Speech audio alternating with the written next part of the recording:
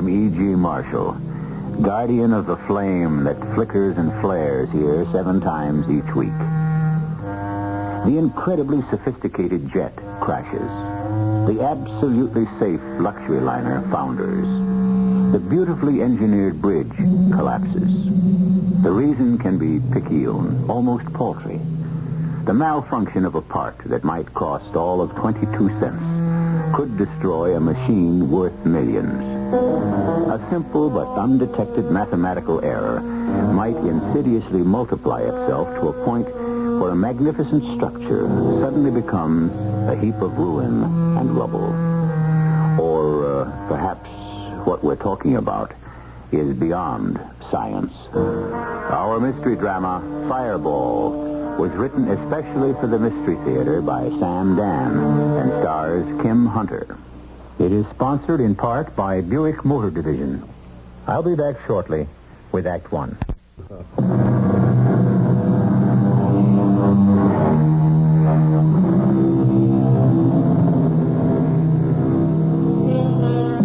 We assume that we are superior to the other members of the animal kingdom. We believe that we are more intelligent.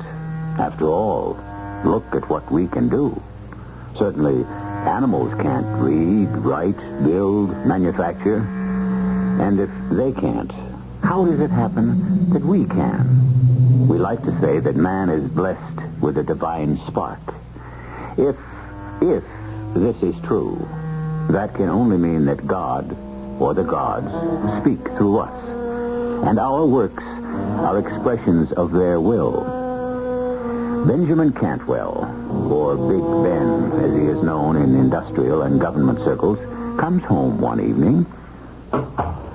Louise? Is that you, Benjamin? Who are you expecting? I wasn't expecting you. Why not? You know perfectly well that days, even weeks go by without ever seeing Now, Louise, you know it's necessary for me I didn't say it wasn't necessary. Then why are you complaining? I wasn't aware that I was complaining. I merely stated a fact. Since you're not home more often than you are home, then your very presence is a surprise. Would you like me to begin all over again? I'll try to spend more time at home, but what I'm doing is important. The very fate of our country rests on it. I didn't say no. The fate of the entire free world. I'd like a little sympathy and understanding for my own wife. You can have all the sympathy and understanding you want. It's not my fault you're hardly ever home to collect it. Well, I'm home now. And it's only Friday. Don't tell me, we're actually going to spend a weekend together? You know, I couldn't wait to get home here to the country. Well, guests start to arrive tomorrow. Admiral Lawrence and his wife will be coming later tonight. And Senator Sullivan and his, well, I assume she's his wife. And here I thought we were going to have a quiet little weekend. Well, it won't be more than 8 or 10 all told. Thanks for telling me now. Louise, you don't understand. I'm having some important people here before... They're always important. Well, you know who I invite. Senator Sullivan is chairman of the Military Appropriations Committee. Admiral Lawrence... Darling, I'm impressed. I'm not saying all this to impress you. I want you to know who these people are. Why? So I can defer to them? No. So that you can discuss things intelligently. What are we supposed to discuss? It's all top secret. Oh, I give up. No, Ben, I'd like to understand what it is we're supposed to discuss. After all, the reason you invite them is always to sell them something. That's not true. I'm not here to sell. You aren't? I'm here to help them understand our country's true need in defense materiel. And, of course... Since your products best satisfy those needs... This is an inference they are free to make. After you have wined them and dined and entertained them... Why do you insist on making it sound so disreputable? Ben, please admit it. The fact is, everything you manufacture is used to kill somebody. That is completely unfair. Somebody has to do it. Darling, all I'm doing is stating a fact. Why don't you look around at all the charities, the hospitals that I have endowed? Oh, I must say you have it down to a science. First, you manufacture the means to maim people. And then you tenderly care for the victims. Oh, Ben, you're not all bad. Before you accuse me of fattening on human misery, examine your own conscience. At least I don't drape myself in a mantle of pious hypocrisy. I fully expect to be punished. By whom? Oh, the gods. Louise, You have to take the world as you find it. Mankind, for reasons I'll never understand, insists on destroying itself. If I didn't make the means with which to do it, someone else would. Yes? You said I was to come back tonight after supper, ma'am, to meet the mister. Oh, yes, Mr. Vulcan. Then, this is Mr. Joseph Vulcan. Pleased to meet you, Mr. Cantwell. Mr. Vulcan is our new blacksmith. Summers recommended him. Oh. And had you ever worked for Mr. Summers? No, sir. Dick Summers worked for me. Is that so? Well, you're a much younger man. Guess I'm older than I look. I taught Dick Summers the business. You taught old Dick Summers? Yep. And it was still a business in them days. Of course, motor cars had already been around a while and all them tractors. But there was still plenty of horses, like for deliveries in the town and work on the farm. But you look like such a young man. Well, these days there ain't much work. You can pick up some money getting connected with a racetrack or on a couple of estates like this one, where the rich folks have stables.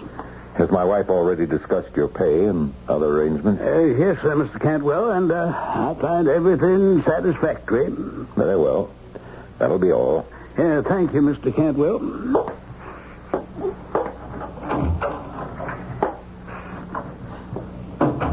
Louise, Yes? I want you to fire him. Then, why? I want you to fire him. Well, not unless you tell me why. I can't. Oh, yes, you can. I know you. You have sudden automatic responses. You're a creature of violent first impressions. What have you got against that man? I said I don't know. Something bothers you. Try to analyze it. Why? Isn't it enough that it bothers me? Tell me. All right. This is as good a reason as any. I don't like deformed people. But he's not... Well, obviously, he's very lame. You see how he walks. You hear how he walks. Can this be your conscience? Suppose he's a veteran, and he was maimed by one of your instruments of destruction. For the last time, I am not ashamed of what I'm doing. It's work that is legitimate, necessary, and moral. It's sanctioned by the law. Why do you protest so much? Because I... Oh, forget it. Do you really want to know why I hired him? I hired this one because of his name. His name? Yes. It was just too delicious to resist. His name is Vulcan. Vulcan? Vulcan was one of the ancient gods, the god of fire. He was actually a blacksmith. He made all the weapons for the other gods. Are you sure you're all right? I think he was married to Venus. Now, Louise, what kind of The marriage nonsense... didn't work. She was always cheating on him. All right. All right, you've had your little joke. Let him catch up with whatever shoeing he has to do, and then let him go.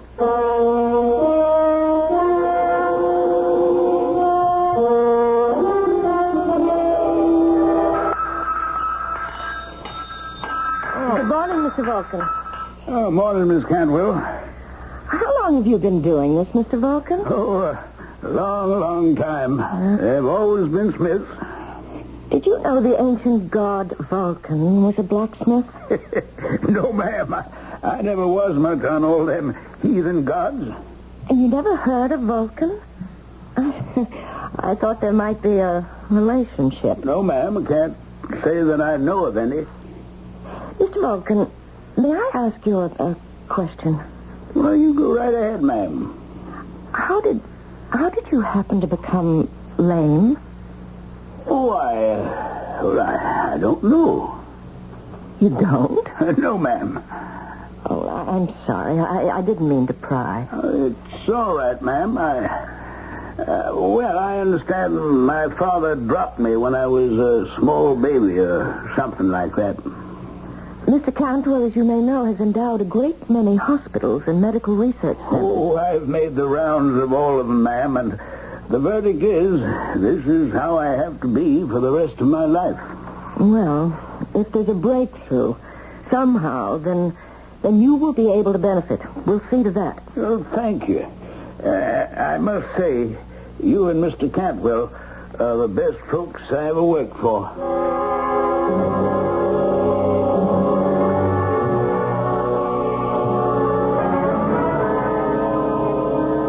Did you fire that blacksmith?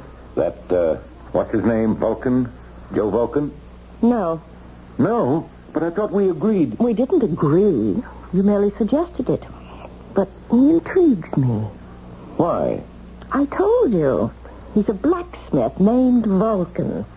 So is the ancient god, Vulcan. He's lame. So is the ancient god. Oh, please. Oh, this gets better. I asked him why he was lame. Do you know what he answered? How would I know? Oh, you really are touchy.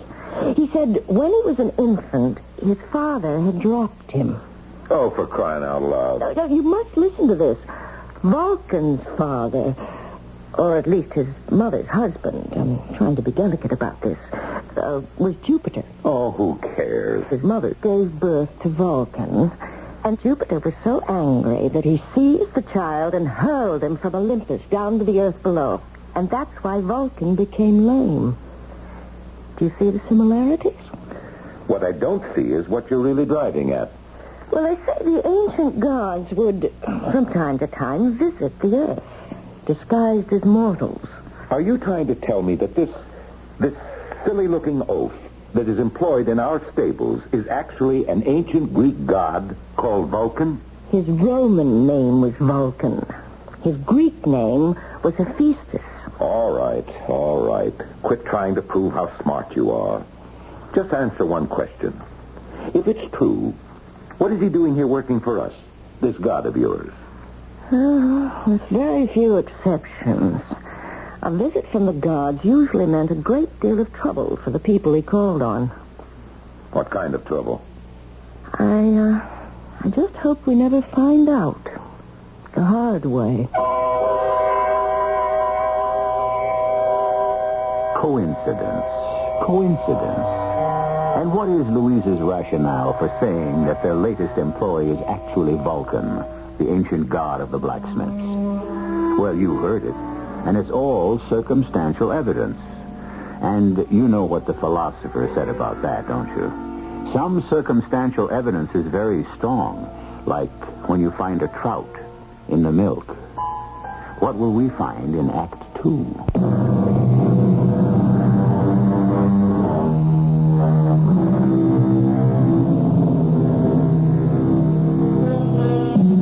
Every time something is made by man, every time man works a raw material into a finished product, every time man transforms nature from a work of God into a work of his own, man approaches something that is divine. For man is now doing what only God, or the gods, could do originally, and that is create.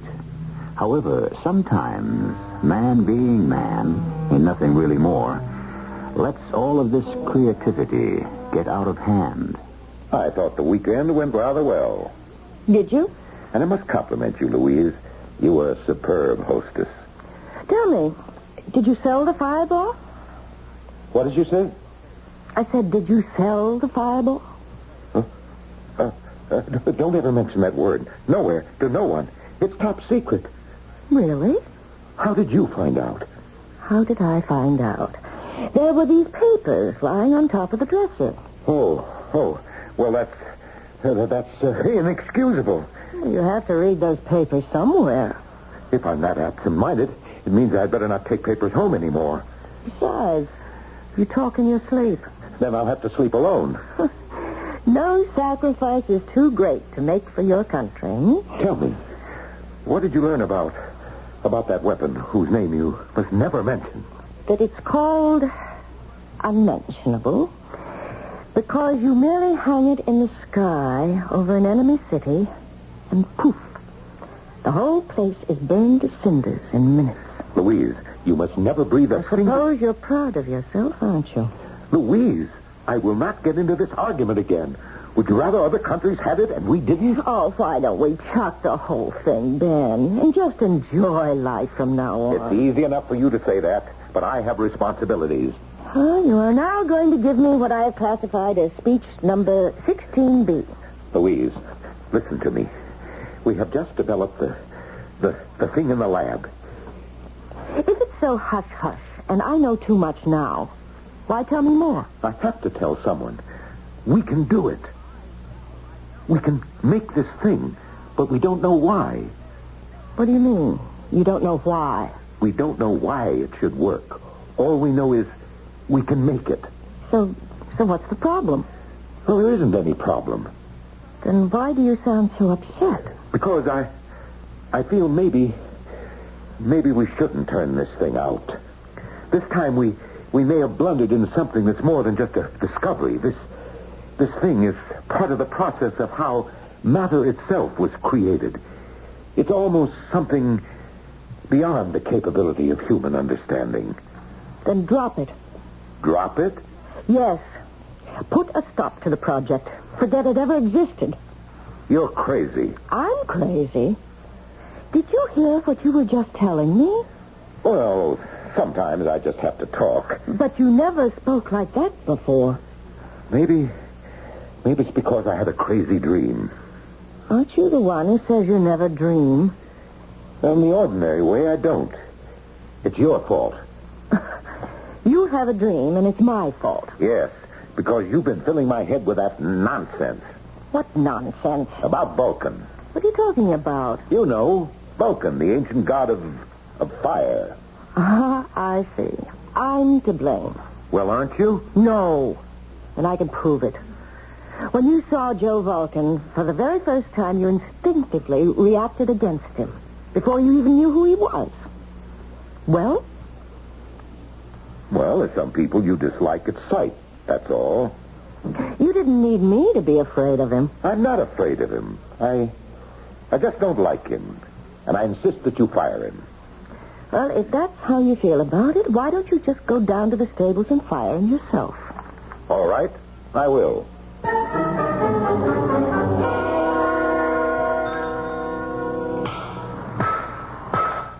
Oh, morning, Mr. Cantwell. Vulcan, I'm going to have to let you go. Yes, sir, Mr. Cantwell. When do you want me to leave? Well, I want you to finish up around here. Take 2 or 3 weeks. Yes, sir. Vulcan, I don't want you to feel badly. No, sir. It's nothing personal. You can see that for yourself. We don't require a full-time blacksmith. That's true. And if you need references for your next job... I don't think there's going to be another job. Oh, don't say that. Good men are hard to find, especially in the kind of work you do. No, sir. I think I'll quit roaming all around the country. You may have done me a favor. A favor? Yes, sir. I don't spend nearly enough time with my wife. Oh. She's a beautiful woman. Really? I know what you're thinking. An ugly cuss like him, how do you ever get a beautiful woman to even look at him, much less marry him? Oh, I didn't mean to imply that. Oh, it's all right. I'm used to it. Funny. A lot of folks say that she steps out on me. You know what I mean? But even if it's true, it's my fault. What do you mean? Because I'm also being untrue to her. Oh. Oh, not in that way. But I'm still cheating on her. How? Well, I'm giving time and energy that you might say belongs to her, to my job. You see what I mean? A lot of fellas do that. And then they wonder why their wives find something else or someone else. Well, sir, if you don't want me on the place, I'll be going.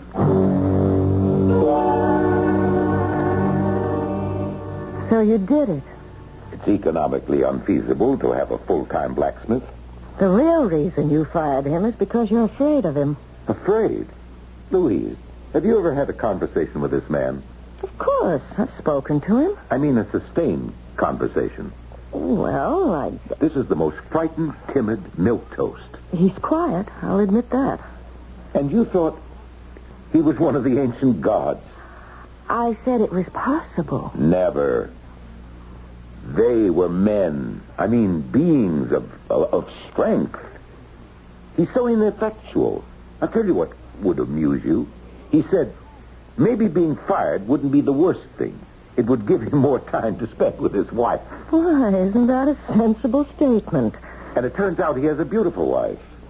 Just like Vulcan. And maybe it would cure her from, as he put it, stepping out on him. Vulcan's wife was Venus. She certainly had her affairs. Maybe she still does. Who can say that these gods are dead? Or that they even existed. Dan, you can say what you like. I still believe he is the ancient god Vulcan. And that he chose to visit our house. Why? To get you to do something. Like what? I don't know. Then why didn't he come out with it? Maybe he did. Maybe you just didn't want to understand. If he's a god, why does he have to beat about the bush? Why not just hurl a thunderbolt or something? And say, do it my way, or else. Because a god wants things to happen, not by threats, but through enlightenment. The thunderbolts are only a last resort. What am I supposed to be enlightened about? I don't know. What's bothering you?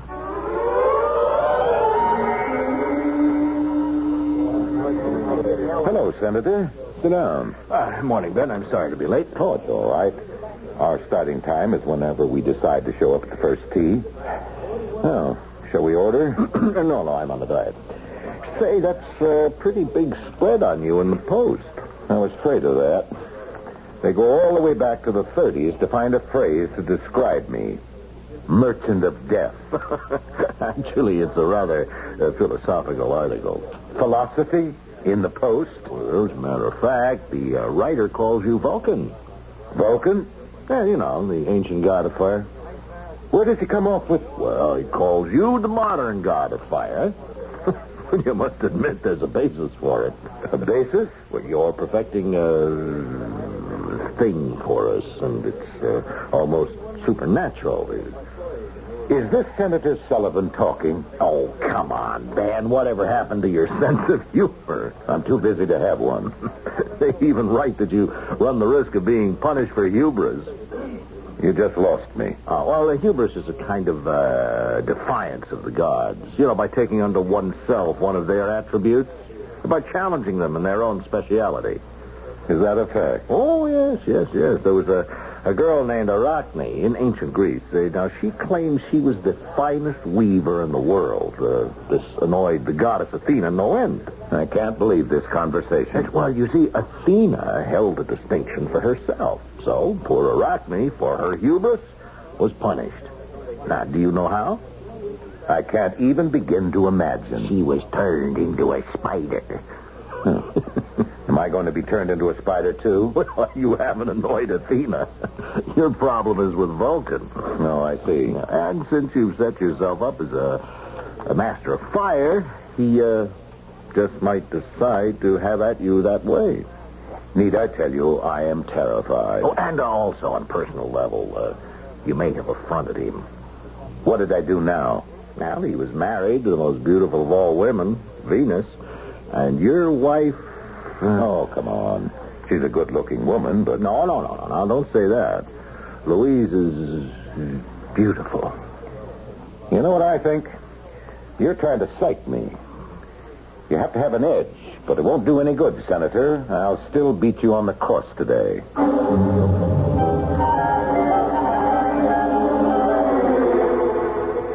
Let's see. This marks the third night in a row that you're home. How do I win? If I'm detained somewhere on business, I get complaints because I'm never home. When I stay home, I still get flack. I was just making a comment. Did you read that article about me in the Post? Well, I didn't want to mention it because I know those things annoy you. I had my secretary clip it out for me, and I've got it right here. The vengeance of Vulcan. It's stated as a question. What annoys me is that they're factually inaccurate. Oh? You see, Vulcan, assuming there's a basis for this nonsense, Vulcan doesn't have a vengeful bone in his body. He was the kindliest of all the gods. He wasn't jealous of anyone. He didn't mind what anyone did to him or said about him. So, he wouldn't take vengeance on anyone. And how do you know all this? Because I did some research. Why? Why should you take time from your busy schedule? Because I have to set certain people straight. About what? You know, if this conversation were ever made public, both of us would be prime candidates for a sanitarium. Well, so, even if I did have the hubris to offend Vulcan, he wouldn't do anything about it anyway. Oh. Well. Now, do you feel better? Who says I'm feeling badly to begin with? Oh, I'll get it. No, I'm right here. Hey, guess who? Senator. Hello, Ben. I'd know your voice anywhere. Ben, I just called to let you know that you can expect to have clear sailing in the Senate committee tomorrow. That's great. Yes. Well, I thought you'd like to hear that. I certainly do appreciate it. Yeah, well, I'm glad. Goodbye, Ben. Goodbye. That's funny. What is? The senator. He called to tell me about the committee hearings. Well, doesn't he usually? Except this morning at the club. I told him I'd be out of town. Maybe he forgot. He hasn't forgotten anything since the day he was born. No. He thought I wouldn't be home tonight. And that's why he called.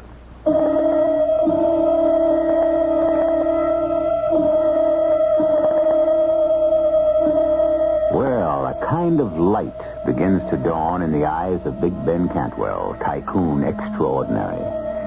And he looks at his beautiful, desirable wife, and all of a sudden it occurs to him that perhaps the phone call from the fun-loving senator was not really for him after all.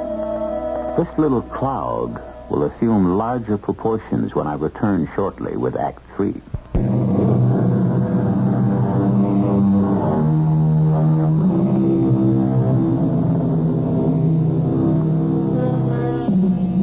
Are we playthings of the gods? Probably. How else can you explain the absolute madness of the world we live in? There was an ancient god named Vulcan, god of the forge and flame. And like his fellows, he likes to walk the earth. That is, according to legend. Well, don't laugh at legends. You can never tell when you might need one. It's quite possible Senator Sullivan wasn't calling me at all. Oh, really? He may have been calling you. Me? Whatever for? What reason does he have to call any woman? I wouldn't know. Louise, what is there between you and the senator? I consider that question an insult. Are you part of the senator's collection? Another scalp that hangs from his belt? Another notch on his gun? I'm afraid you'll have to remain forever in suspense. Is this why I get such favorable treatment from the committee? Now, you listen to me, Louise. You listen to me, Ben. For 15 years, we've been little more than strangers. That's not true.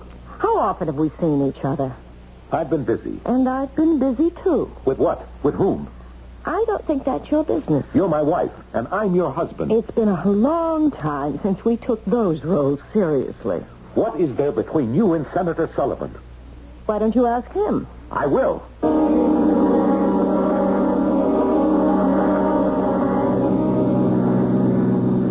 Everybody's probably laughing at me while my back is turned. She's stepping out. Stepping out. Oh, listen to me. I'm talking like that idiot Joe Vulcan. But who am I to call him an idiot? I'm in the same boat. We both wear the same hat. Look out! Look out! Watch where you're going, you idiot! Look out!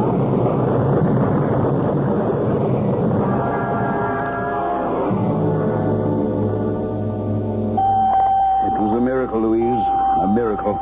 You say he's all right, Dr. Corman. The car was totaled. All he has is a few scratches. Are you sure? Positive. Now come inside. See for yourself. Is it all right to see him? Come on, Louise. It was such a terrible crash, I can hardly believe. Ben? Hello, Louise, dear. How do you feel? Well, I'm all right, except I have this terrible pain in my legs. Dr. Corman, you said... Yeah, I know what he says. But I feel this pain. Now, Ben, we've examined you thoroughly. You know that. Yes, Doctor? There's absolutely no sign of any injury. No fracture, no sprains, no torn ligaments, no swelling. I understand, Doctor, but I have this pain. Doctor, are you sure? Not only am I sure, but every specialist we called in is also sure. I don't like to contradict anyone, but since it's my pain, I'm the only one who can really be sure.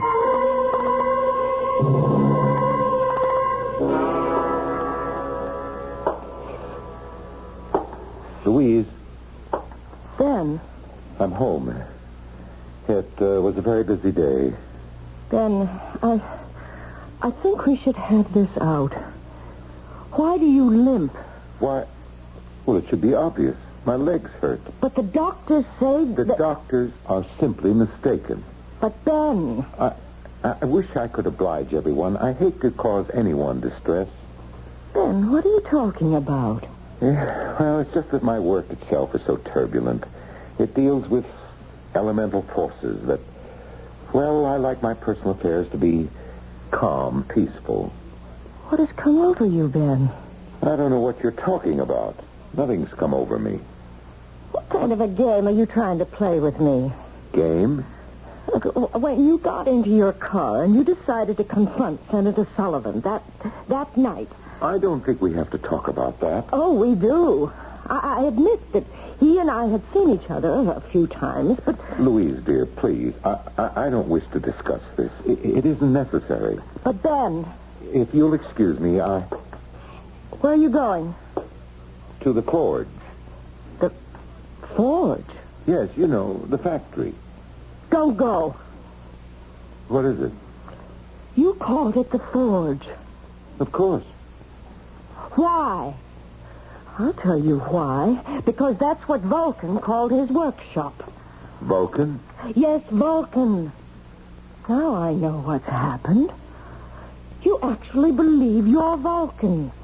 Now, why would I want to do a thing like that? You've affected his limp. My feet hurt ever since that accident.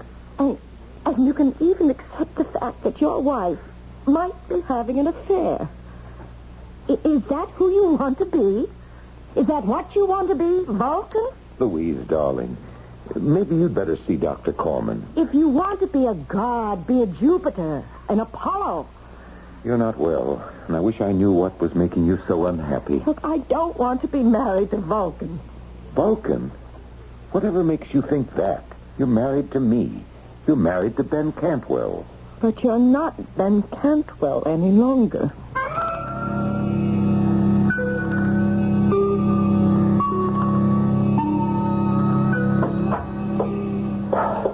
Well, I got here as quickly as I could, sir, but there was all this traffic. I'm sorry to spoil your holiday, Louis. No, that's all right. But I feel this is the day we can finish. Finish? Yes, Louis.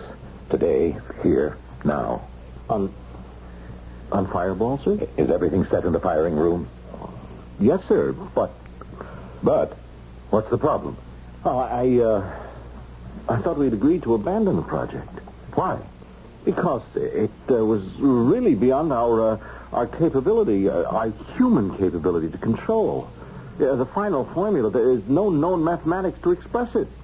And furthermore, we can't even conceive the formula. We can't? Here, I'll start the computer. Yeah, see, all the known data has already been fed into it. And now, watch. You see, sir? Suddenly, the computer stops. Well, don't worry about it. Don't worry about it. Now, we're committed to deliver this weapon to the armed forces. But only if experimentally we could... We can. But I don't see how. Start to build up the temperatures in the firing room. What formulas are you... I don't need a formula. Do as I tell you, Louis. Look, I know you're a great one for intuition, sir, but this time... Do as I tell you, Louis.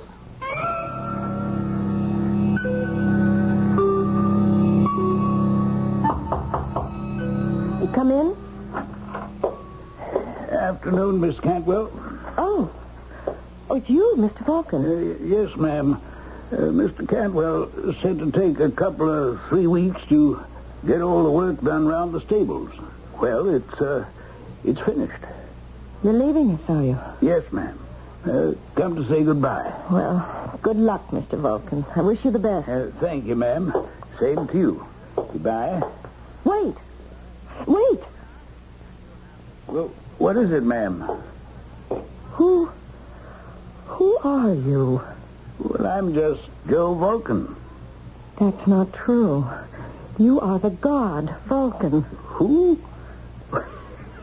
That just ain't true. That's right. It's not true anymore. But it was true, and I can prove it. Prove what, Miss Cantwell? I can prove it by something you just did. Well, what did I do? Come with me. Please, come with me.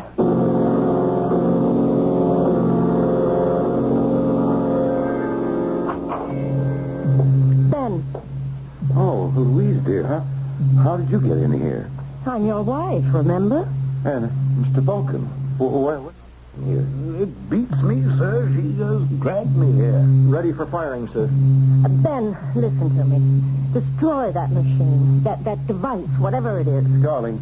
Because if you don't, then you really become Vulcan. Then you really acquire his full powers. Is that how you want to live? Look at him. Louise, I'm very busy. You don't want to be Vulcan. You'll hate it. Immortality becomes a terrible burden after a while. The gods themselves grow tired of eternal life. That is why they walk the earth. To find someone who can lift the burden from them. And that someone becomes the god, don't you see? That's the true nature of immortality. What does that have to And do... Vulcan has found you. He is giving you all his characteristics, his talent, his meekness. It's not too late. Give them back. Give what back? Don't finish the fireball. You yourself said that the final step of the formula was beyond human comprehension. But once you comprehend it, you will become more than human. Mr. Vulcan, you know I'm speaking the truth. Well, I'm sorry, ma'am. I don't know nothing of the kind. I said he gave you everything, Ben. Mr. Vulcan, please walk to the door. But why? Walk to the door, please. Stop. See, Ben? See? What do you want me to see? He doesn't limp anymore. His walk is normal. How do you account for that, Mr. Vulcan? Oh, I guess it's a miracle, huh? I said he gave you everything, Ben. He even gave you his limp. Ready for firing, sir. Throw on the A switch. The B switch. No, don't. You don't want to be Vulcan. Now, my dear. If you're to live like Vulcan, I'll have to live like Venus. I don't want that. Will you want me to flaunt other men in your face? The senator, the admiral, even your assistant here. Louise. I'll do it, because I won't be able to help myself. And you won't be able to stand it. You'll prowl the earth to find someone to take your place. Sir, if we don't fire now... Ready. Don't, Ben. Then you'll know too much. You'll become the god who knows too much. Vulcan. And that's why he limps and staggers. It's not the injury to his feet. It's the weight of knowledge he must carry. He knows more than any of them. He knows how to make and build. Oh, turn off that switch. Turn it off. Ben. You heard her, Louis. Turn off the switches. Ben. I turned them off, but nothing happened. The reaction could have gone too far. We can be destroyed in here, sir. The whole world can be destroyed. What are we going to do? I don't know. As I said, it's beyond human comprehension. Maybe it'll just stop itself. Mr. Vulcan, please, stop it. What are you talking to him for? You know why. Mr. Vulcan. What's the matter? My legs, I can hardly stand straight. My legs hit me again. Listen, it stopped. I guess you were right, Mr. Cantwell. It just stopped by itself. We could never understand it. Thank you, Mr. Vulcan. And I think I'd best be leaving. Then, look. He's limping again. And look at you. You're standing straight.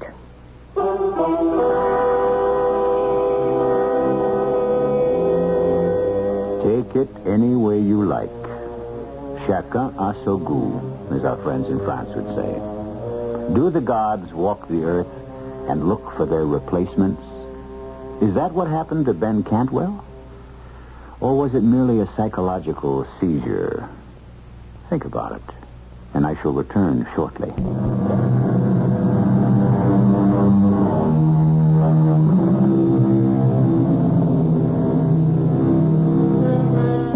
The gap narrows. Our ancestors looked upon the gods as supernatural beings who knew everything. But now, we are starting to do what only the gods themselves could do. Little by little, we seem to be stripping the veil away from all the mysteries of life and death. And so, some say, the gap narrows. But is this also human frailty? Outward appearances to the contrary notwithstanding, is the gap really widening? In any event, let there be no gap at all between you and us here, 7 times each week. Our cast included Kim Hunter, Hugh Marlowe, Earl Hammond, and Guy Sorel. The entire production was under the direction of Himan Brown. This is E.G. Marshall inviting you to return to our Mystery Theater for another adventure in the macabre. Until next time, pleasant dreams.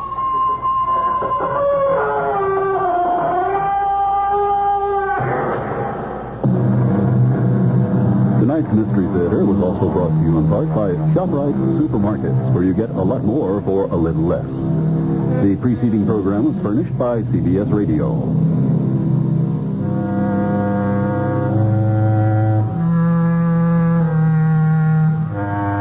Your dial is set for news with John Scott reporting at 8 o'clock. I'm Barry Farber. Right after the news, Walter Kerr not only treats silent movies, he brings them roaring back to a brand new life. Right here on the Barry Farber Show, WOR, New York. Democrats